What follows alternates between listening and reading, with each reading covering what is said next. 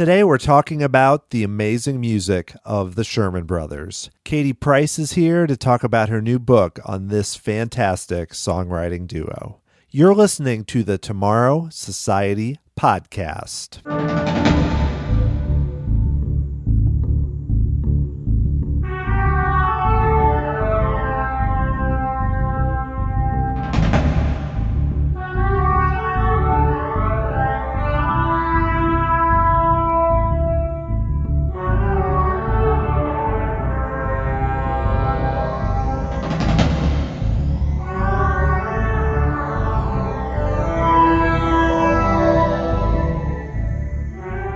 Hey there, thanks for joining me here on episode 40 of the Tomorrow Society podcast. I am your host, Dan Heaton.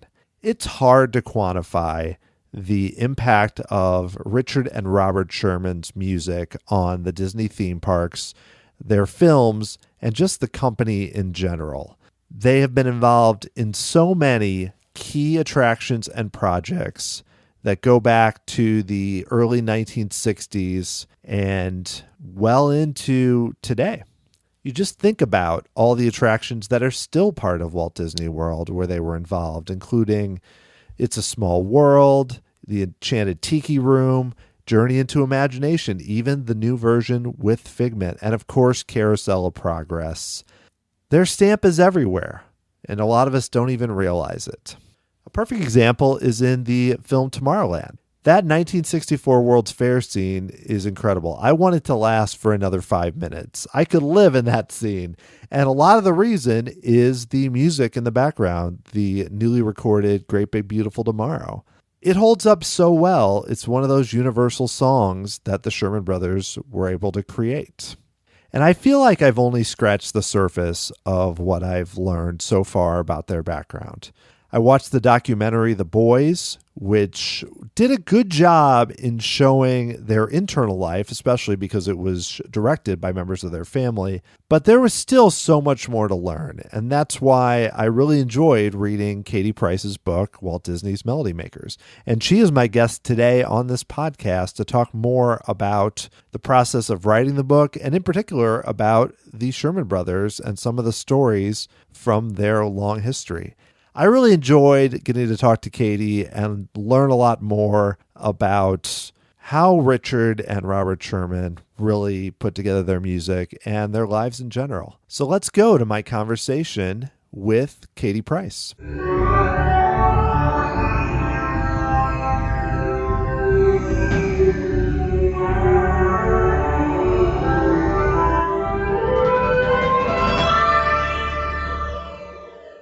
All right. Well, I am here with Katy Price, who is the author of Walt Disney's Melody Makers, a biography of the Sherman Brothers. She is also a fine artist and manages the Katy Marie Studios in Maryland. Katy, thanks so much for being on the podcast. Well, thank you so much for having me. Well, great. So I really enjoyed the book. I just read it recently, and I feel like I knew a lot already about the Sherman Brothers, but there were still a lot of things I didn't know. So it was fun to dive into that. So what made you decide to write the book?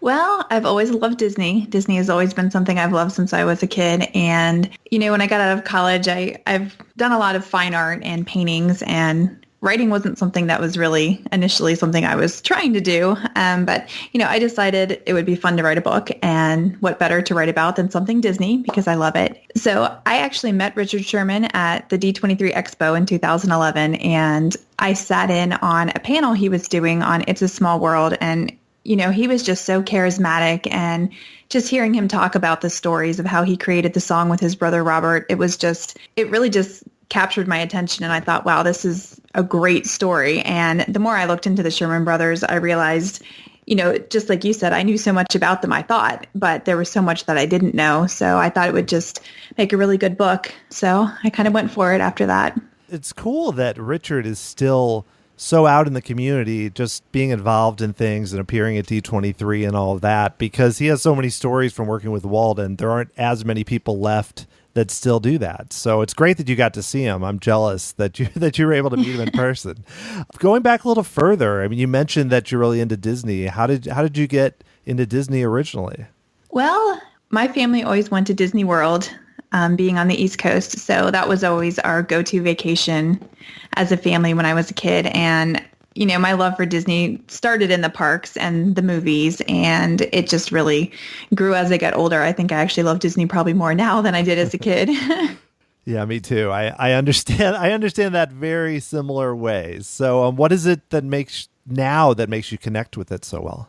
I just think it's everything. It's still the movies and very much so the music. That's another reason I wanted to write the book because, the music was so much part of my childhood and even my parents' childhood. And now it's part of my kids' childhood. So it's really just passed through the generations. And it just really built the foundation to so much of my childhood. And I think the parks definitely, it's, definitely a place I can connect with my family and take my kids and kind of share my experiences from when I was a kid and get to experience all the new things that they have coming.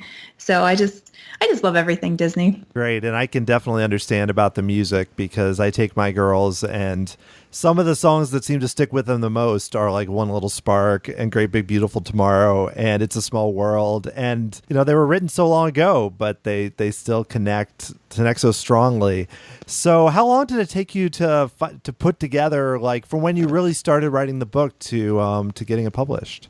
It was about a 2-year process. My publisher probably wanted it to be a little sooner, but being on the East Coast, there wasn't a whole lot out here. So, basically what I found was the books in the library and the things online. But to find the real bulk of it, I had to go out to California a few times. So it was a several-year process. I had fun every second of it. When you went out to California, what was that like? Because I've never written a book. I have very little insight into how you would go out to California and actually do research. So how do you go about doing that?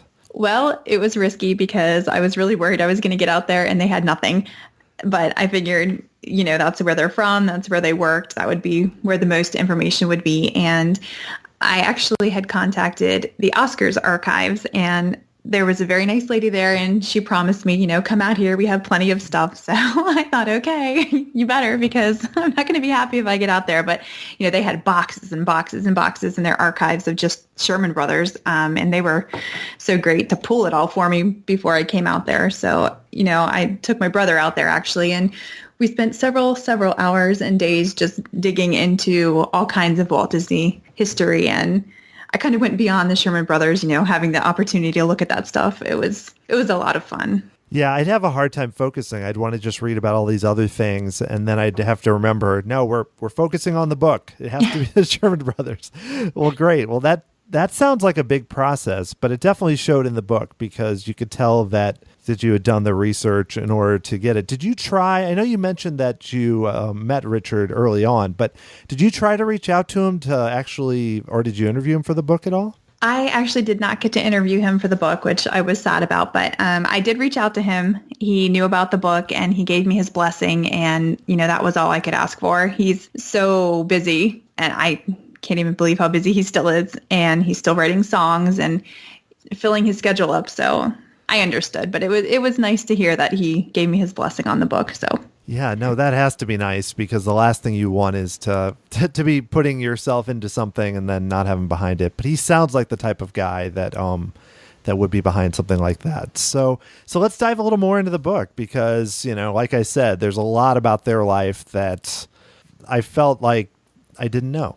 What surprised me was really, I didn't know anything about their family's history, especially like their grandpa and their dad. I mean, how important do you think, especially with their dad, that all that experience was in kind of getting them set up for what they did? Well, it was definitely in their family. I know on their dad's side, there was a musician going back 5 generations, at least one musician in the family going back 5 generations. So it was definitely something I think that they were born to do.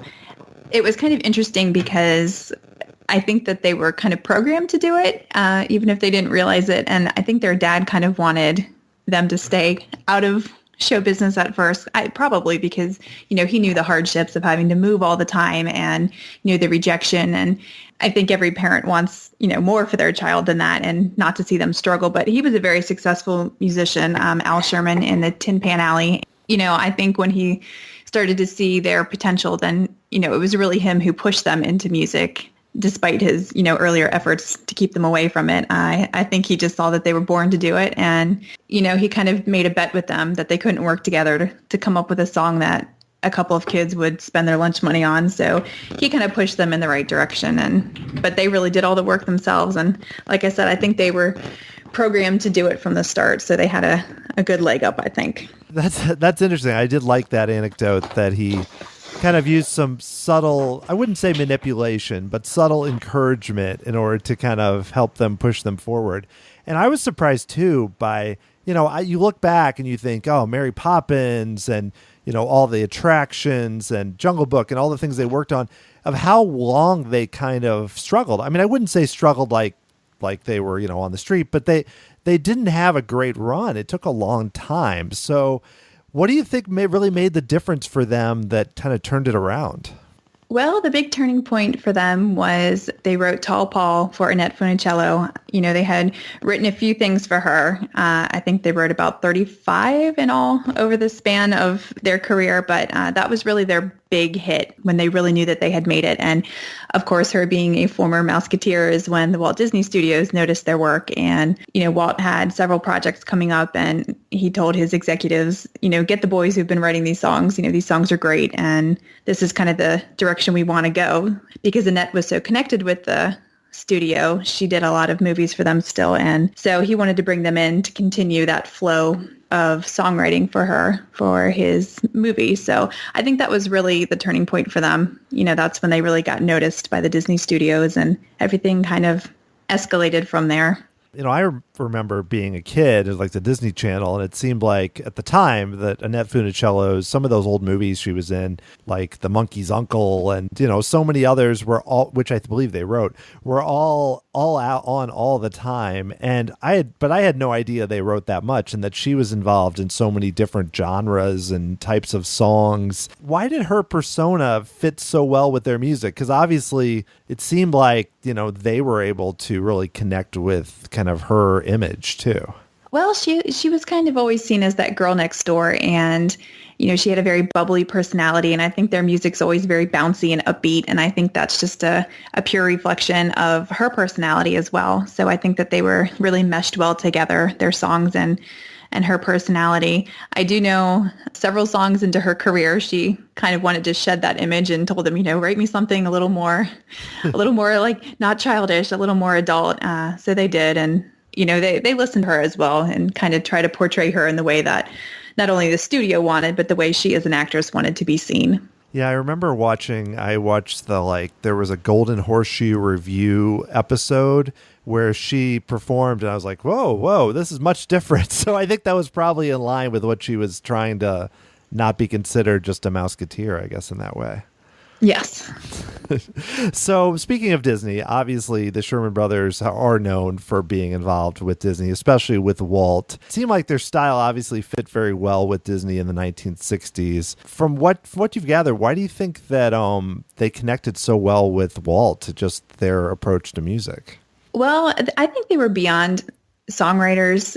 When Walt had an idea, he would kind of tell them, this is what the film is about. This is what I need. This is what the TV show is about. I need you to create a story. So I think that they fit so well with Walt Disney because they were storytellers.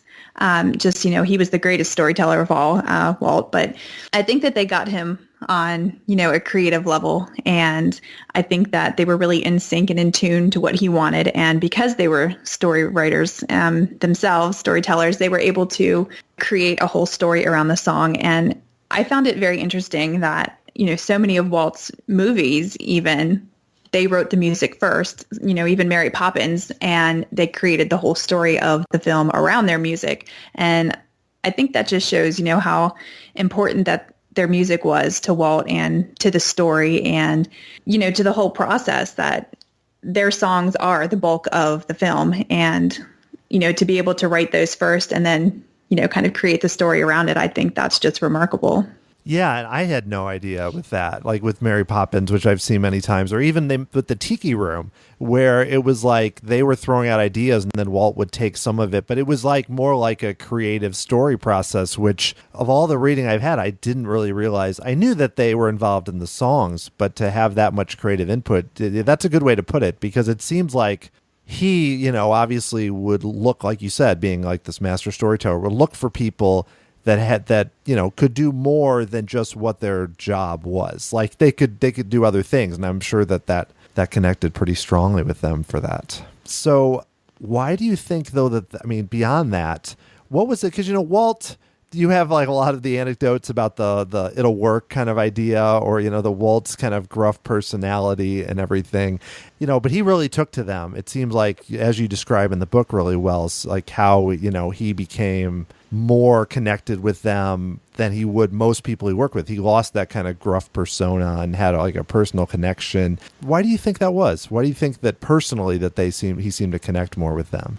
Well, he always referred to them as his boys. And I think that he just connected with them, because he saw the potential that they had. And they were always go-getters. They never said no to a challenge. And when Walt said, I need something, they went immediately, and they could write a song over a lunch hour and have it done. So I think that he liked their work ethic and the fact that they would deliver time and time again everything that he needed. And, sometimes he'd say, no, didn't go do it again. That's not good.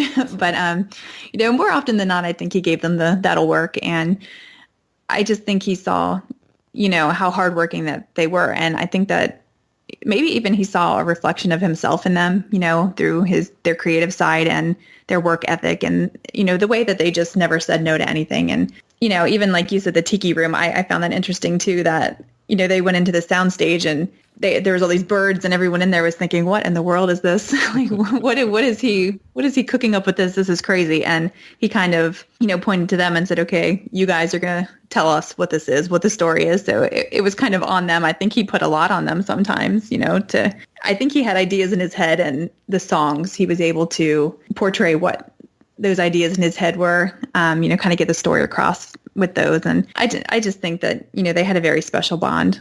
You definitely see it in that video, which I know you talk about the shooting of, with they still show it at the Carousel of Progress outside of Walt and the two of them singing There's a Great Big Beautiful Tomorrow, which I love that video and just the song itself. Can you talk a little bit, because that song, I think most Disney fans know, but that song, the way that they kind of put it together, definitely connected to their relationship to Walt Disney. Can you talk a little bit about that song and kind of how they wrote it in terms of Walt? Sure. That's also one of my favorites, by the way. But he had brought them in for several projects on the World's Fair, the 64 World's Fair, and the Carousel of Progress was one of them. And he told them, I really need a story that tells, basically the American family and how the American culture progresses. He really wanted to engulf the American dream along with progress. And, when the brothers were bouncing ideas back and forth, they kind of thought, okay, well, who's the biggest, person who lives for the American dream and progress? And that was Walt. He was always into progress. And so they, when they were writing lyrics, it actually started as Walt has a dream. And that's the start. And they kind of based the whole song off of Walt and his dreams and, just the way that he builds such an enormous empire with everything he does and, his vision for the future. And then it just kind of turned into the song that we know and love today. Yeah. And that's, I love that story just because, I love the song and the attraction I still like, despite it being a little dated, but I still think it's great. But to me, that sums up so much of how they worked and how they thought. So I love that story.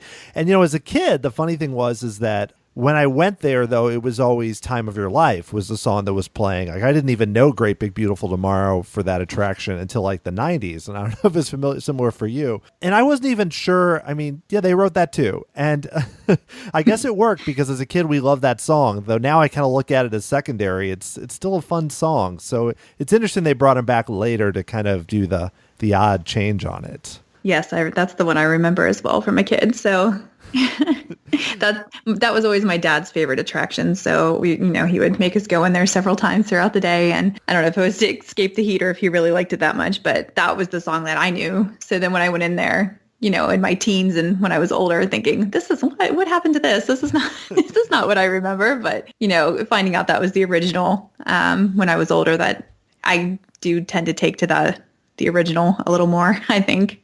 Yeah. The more I listen to it now, I agree. But my dad, we rode that like every time it was like, Tomorrowland People Mover and Carousel of Progress, all those, Country Bear Jamboree, all those different rides or shows were big for us. So I completely understand that. But I agree that now knowing the history, because as a kid, I had no idea, this was from the 1964 World's Fair. I was like, this is a fun song. So it's a funny the way that they shifted it back. And I want to talk about some of their other theme park songs that they worked on. The one that I just discovered today, based on your book, and that I listened to today, was the No Place Like World Showcase song, which to me might not be their best work ever, but is just like ridiculously cheesy. I'm wondering, do you think, the Sherman Brothers have had a lot of success. There does seem to be that fine line between their hits, their amazing songs, and then these types of songs. So I don't know. I'm trying to say, like, how do you think that they have this, like, because they're that way, like, they hit most of the time, but then they have kind of goofy things that kind of fall flat. I just wanted to mention that because I don't know how much you know about that song, probably more than me, but it's a wonderful, ridiculous 1980s song. Yeah, I think they definitely, like any person in any business, they definitely had their few maybe not so successful songs. Walt seemed to like them. So, I guess that's all that mattered. But, even going through their enormous list of movie credits and songs, I didn't even realize half of the ones that they wrote. And some of them I'm like, oh, they wrote that? That doesn't really even sound like a Sherman Brothers song. But yeah, I think that one was definitely, like you said, definitely a cheesy one. But I think that the, Magic Journeys and of course One Little Spark, I think those are the ones that really stand out in the Epcot. So I think that one maybe just kind of got brushed under the rug. It wasn't as popular. Yeah, or maybe it's just because they just didn't hear it as much. I don't know. Yeah, there's a really small part of me that thinks that's like the greatest thing they ever wrote because it's so ridiculous. But I agree that that's probably not really true. One Little Spark I always knew was theirs. And that one, it's good that you can still hear it even in the current version. But Magic Journeys, that song freaked me out as a kid. Like that whole, not the song itself, but the whole show. So, but I think the song is so important, and even the pre-show that they did. It's great that they came back and were doing so much, and that they did so much with Epcot. So, why do you? I don't know. I just wonder, what it was about them that it's not a coincidence that they worked so much on the Imagination Pavilion. Yeah, I think that they really came in to do Epcot because they knew that was Walt's really his vision for the future. And that was the park that, he really was excited about. And I think that they knew, because of the relationship with him, how important it was to him. It was important to them. And, I think Marty Sklar invited them to actually do a lot of the songs for the attractions he was working on when they were working on a lot of the things for Epcot. And I think a lot of, the executives and Imagineers, I think they even knew how important the Sherman Brothers were to Walt. And, when they thought, okay, we need a story for this attraction or, for Epcot as a whole, even, where can we go? And of course it was to the Sherman Brothers because that's exactly what Walt would have done. Yeah, no, that's a great point because especially I feel like that attraction has, it's an Epcot Center, well, the original version, early attraction, but that to me has more in common with a lot of the things that, just kind of the spirit of it has a lot in common with Walt and what he did with the Sherman Brothers. So that makes sense that Marty would have brought him back for that. So I also wanted to mention, of course, It's a Small World, which a few people know. And I know there's a story with that because the tricky part about that attraction, obviously, is you have this repetitive theme that has to be played all over the place in the attraction. So what did they do to kind of make that work? Because obviously, if everyone was singing, like, I know there was other kind of ideas for that attraction that didn't end up happening. Right. He brought them down to a soundstage again, and he kind of showed them a rough mock-up of what it was going to be. And again, they kind of looked at him like, what the heck is this? These, singing and dancing dolls. I guess they were just dancing at that point. They weren't really singing yet. But, they kind of walked through it and they kind of looked at him like, this is a hot mess. Like, what are we supposed to do with this? And he said, I want something simple. I want something singable and about the children of the world. And he's like, go get on it. Write me something. And, they kind of decided because there were so many little children and the dolls in the attraction that the song should be kind of written from a children's point of view. And, in the eyes of a child, we're all the same, basically. And they kind of wrote it as a prayer for peace. I just think that attraction is very important. It kind of sums up, I think, a lot of Walt's views. And they had a lot of trouble writing that song because it had to be translated into so many languages. And they decided that they were going to do a roundelay, and they kind of based it off of row, row, row your boat. So that way, as it's repetitive and getting into the different choruses, and it could be done. And, they came up with a very simple song, but it has such a huge message, and, they succeeded with it. Yeah, and I love that song too. And it's kind of a miracle that song, people complain because it's, the repetition and all that. But I think it's you right through it, and it's a miracle that it works so well. Because in those giant showrooms, like you said, and with all the things you're looking at, the fact that it all flows so well, it's kind of surprising. And that kind of makes me wonder. So, they've written so many things like that for theme park attractions, which is not the same as writing for a movie. Why do you think their music fits so well in theme park attractions, especially for Disney? I think it's just the nature of their songs. Like I said, they're very upbeat. They tell a story. They get a point across. So whatever the attraction is trying to get out there, like the Tiki Room, you know exactly what it is, and you kind of encompass the whole experience through the song. And I think that's why it works so well in theme parks. And, I dare to say I almost like their theme park songs maybe a little bit more than even their film songs, I think, because it really just brings the whole experience to life for me when I, ride any of the attractions or watch any of the shows that involve their songs.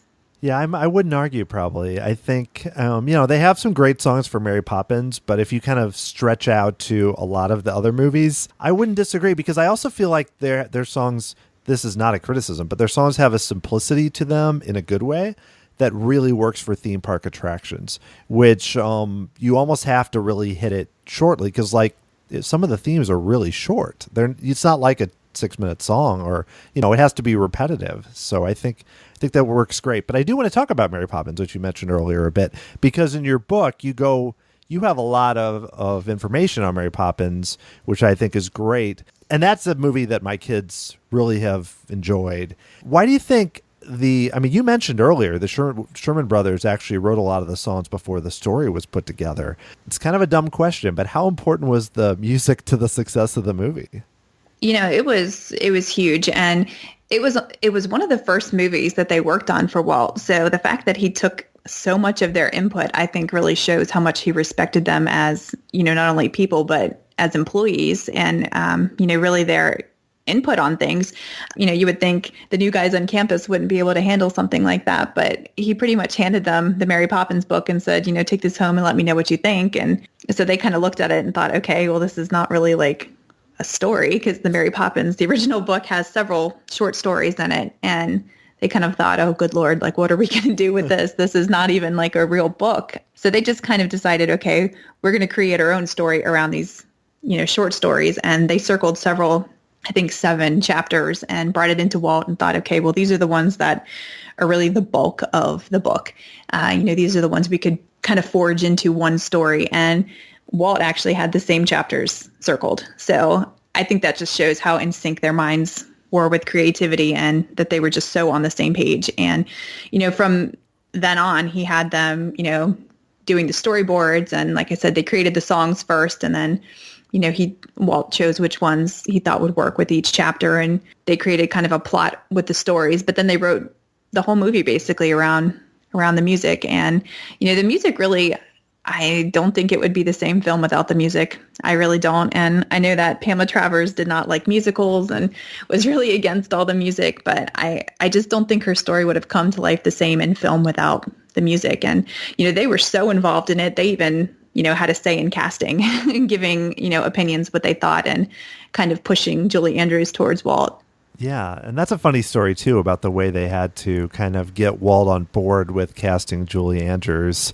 And you could almost say that they could be considered almost like producers of the movie. I mean, or I don't know what the right term is for, producers, creative consultants, whatever, but they're so involved, and that's really interesting. And I agree about the music, because really when you think about think about that Mary Poppins, you think, I mean, you think of Feed the Birds and Step in Time and Chim Chimney and the whole, I mean, all of those songs, that's what you think about even when you've seen it a lot. Yeah, and it was interesting about, seeing Saving Mr. Banks and seeing these kind of young actors, including one of the guys from The Office playing the Sherman Brothers, which I don't know, it was hard for me to picture that way. Can you talk a little bit more about kind of the fights with her and how that came together? Yeah, I mean, I think Saving Mr. Banks, they hit it, the nail on the head with Pamela Travers. I know they used a lot of the same audio tapes that I listened to for a lot of research. And, she really, really did not want to give up the rights to that film. And I think that she was just destined to give them a hard time because of that. And, like I said, she didn't want animation. She didn't want music. She just didn't like anything. They came in there, I think, having to, bite their tongue half the time because she was so difficult. And unfortunately, the Sherman Brothers and Don DeGrady were pretty much the people that had to deal with her and run past all their ideas and storyboards and music. And of course, I don't like this, do it this way. This isn't good. I don't like this. And so I think it was kind of their headache that they had to deal with. I think that their music was so strong that I think even she couldn't, eventually let it go. I know that in the movie she liked it at the end, but from what I found, that's not really the case. That after she watched the movie, she kind of rolled up her sleeves and oh, let's get back to work. This wasn't good. And Walt was kind of like, it's done. The movie's done. It's out there. Sorry. So I think that they kind of gave it a little bit of a happier ending. But I think, just the fighting that she had, I think that was just, like I said, spot on. She was just, I think, out to give them just a horrible headache, I think. Yeah, it's interesting, reading it because, you see the movie and some of her, the way she acted, you're like, oh, that they have to be overdoing this for the movie. And then I read everything, I'm like, nope, that's pretty accurate. That sounds a lot like how the movie was. So I want to ask one more question about the Sherman Brothers, and then I'll have a few more. But last one about them. So I was recently, just happened to be a few weeks ago, watching the Tomorrowland Blu-ray, and there's like this extra feature of Richard Sherman, coming by for this recording of Great Big Beautiful Tomorrow for the World's Fair sequence, which is a really good sequence. But he's meeting, these young guys like Michael Giacchino and Brad Bird, and they are like tearing up even talking to this guy. And to me, that really hit on kind of the relevance of the Sherman Brothers still. So what do you think that is about their music that still makes such an impact in all, like, people like us, but also people working in the industry? I just think they're so well respected.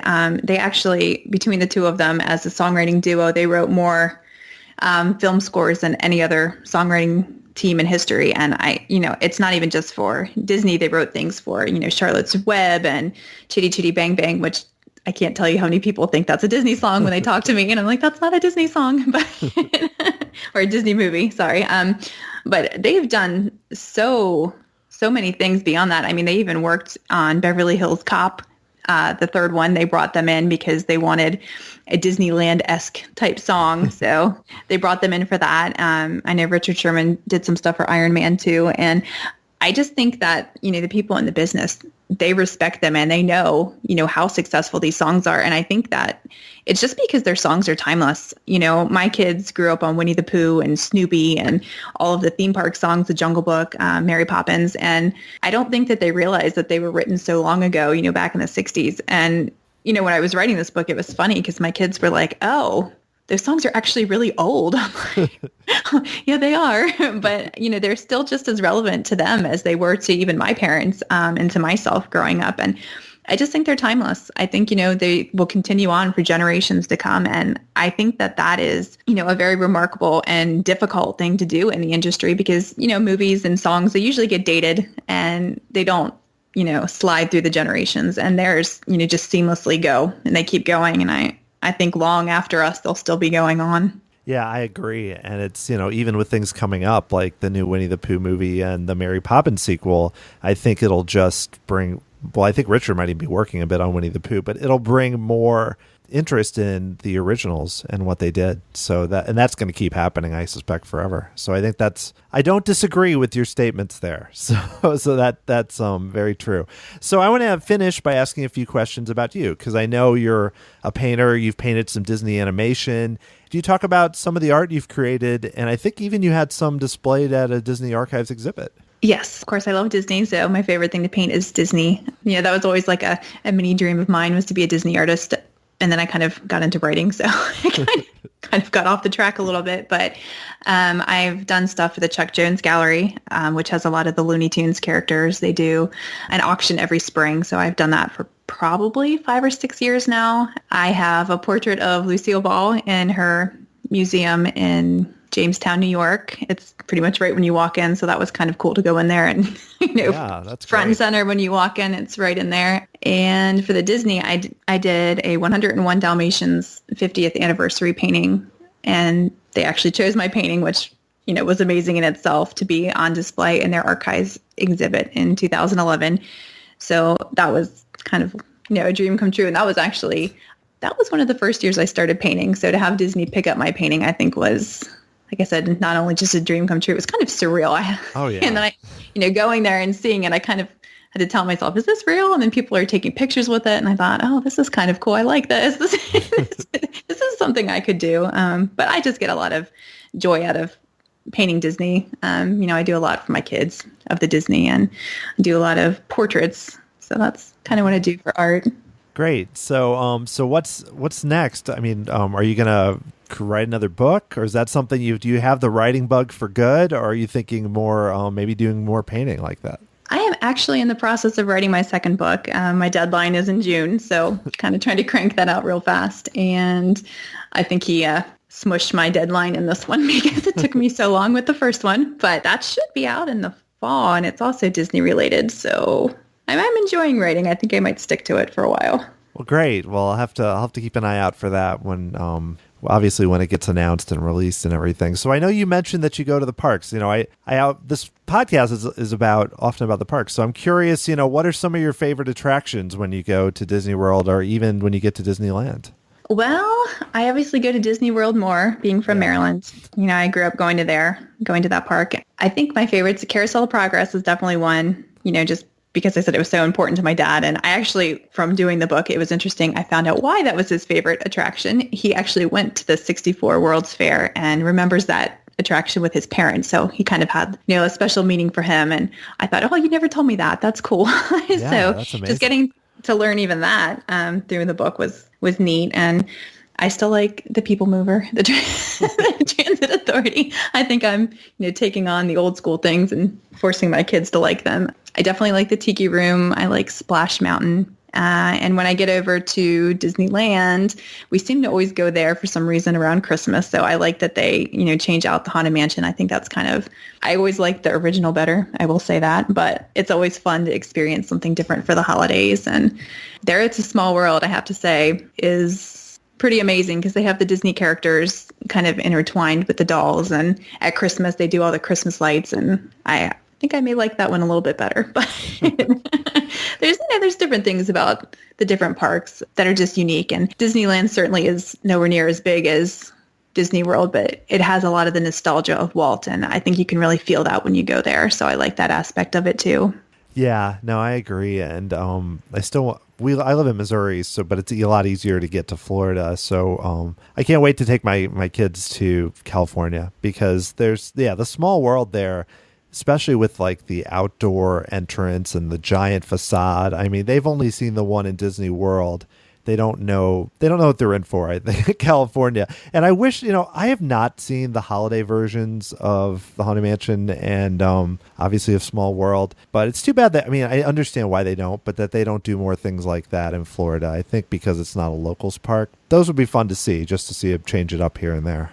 Yeah, it brings a whole new experience to it. I really didn't know that they did that actually when I was out there for the first time, maybe 10 years ago. And I was there when I was a teenager during the summer, but I was there with my kids and just seeing their eyes light up with all the like Christmas decorations on the rides. And, they had the big tree and It's a Small World and they were singing, a different version of the song with, I think, Jingle Bells in it. And just that they incorporated that even, I thought, oh, this is something different. And it's always nice to see something new with a classic attraction. I always like it the original way, but, just for a short time frame, holidays, it's nice to see something new. Yeah, I agree. Yeah, like the Country Bear Jamboree, when I was a kid, they used to do a vacation version of that, which I think that's like the only one we saw for years. So I don't know if I want that all the time, but it was, we always went in June, but that was always fun to see. But I know they don't do that anymore in Florida. Katy, this was great having you on the show, and I can't recommend the book highly enough. So if people want to learn more about your book or your art, where should they go? Well, I have a Facebook page. It's under Katy Marie Studios, and that's Katy with a Y. I know everyone wants to spell it with an IE. I am on Instagram, which is Katy Fine Art, and you can buy my book on Amazon. It's available in both print and Kindle. Well, great, and I'll have links to everything in the show notes too for the podcast, so you can easily check that out. And Katy, thanks so much, and good luck with the book. I'm excited to see what it's about. I'm very curious to find out what you're going to write about next. And thanks so much for being on the show. Well, thank you so much for having me.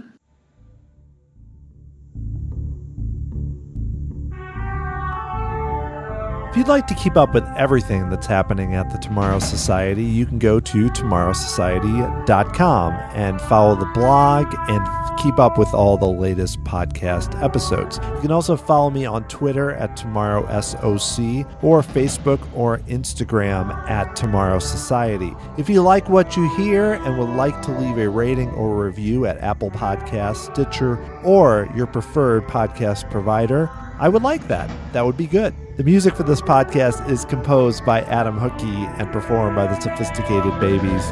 Thank you so much for listening once again, and I will be back with another podcast very soon.